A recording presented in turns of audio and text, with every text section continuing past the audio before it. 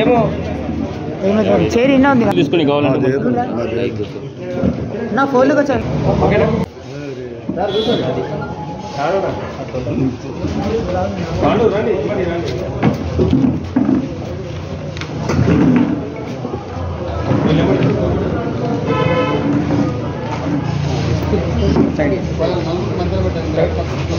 Hotel के सामने एक मर्डर हुआ बोल के इंटीमेशन दिया।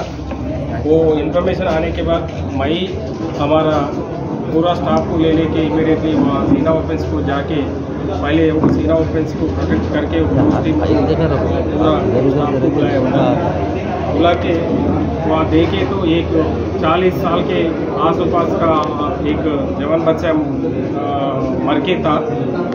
इसीलिए हमारा ऑफिसर्स को पूरा इन्फॉर्म करके ऑफिसर्स आने के बाद तो टेक्निकल एविडेंस के बारे में हम लोग इंक्वायरी करें तो मरे सो आदमी मोहम्मद महबूब बोल के 40 साल है, उन्होंने मुशीराबाद राउडी सीटर है बोल के मालूम पड़े।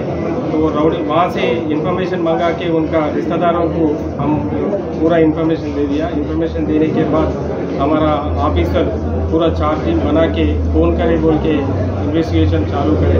तो इन्वेस्टिगेशन चालू करें तो आज टेक्निकल एविडेंसेस और इंफॉर्मेशन के बारे में कोशिश करके आज दोपहर को 4 आदमी को ट्रिबुलर वाइन्स मेन रोड पे पकड़े।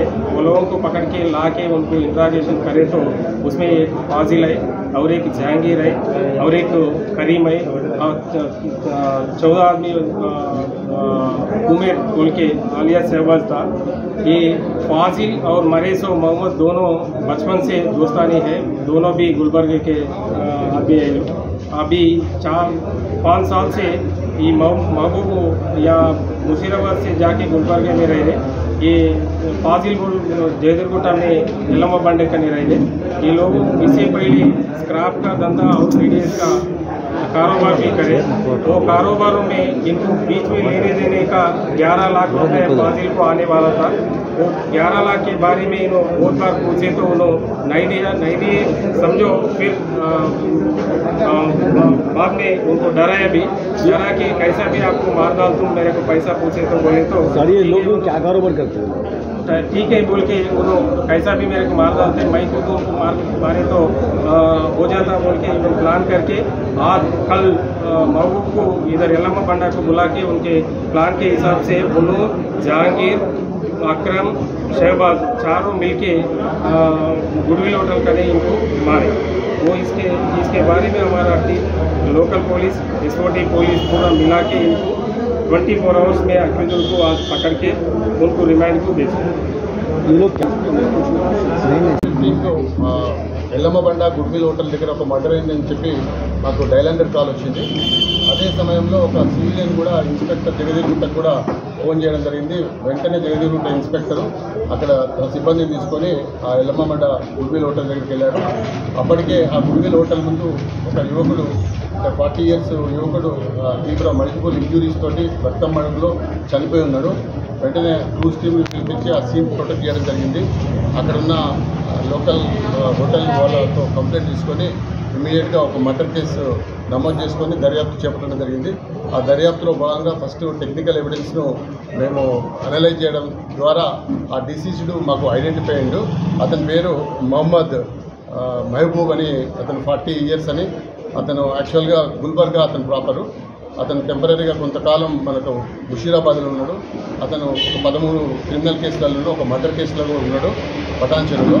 అదేవిధంగా అతని మీద ఒక రౌడీ షీట్ కూడా ముషీరాబాద్లో ఉన్నదని మనకు తేలింది. వెంటనే మనం వాళ్ళ బంధువులకు గుల్బర్గాకు ఇన్ఫార్మ్ చేయడం జరిగింది.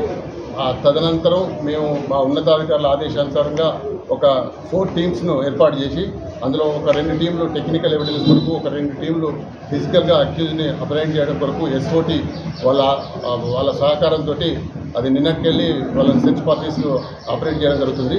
అందులో భాగంగా ఈరోజు మధ్యాహ్నం 2 గంటలకు త్రిబులార్ వైన్ షాప్ దగ్గర మేము ఈ 4 అక్యూజుల్ని ఎవరైతే సయ్యద్ ఫైజిల్, సయ్యద్ జహాంగీర్, అదేవిధంగా షేక్ కరీం అండ్ షేక్ అమీర్, ఈ 4ని కూడా త్రిబులార్ హోటల్ ముందు ఈరోజు అప్రైండ్ చేయడం జరిగింది.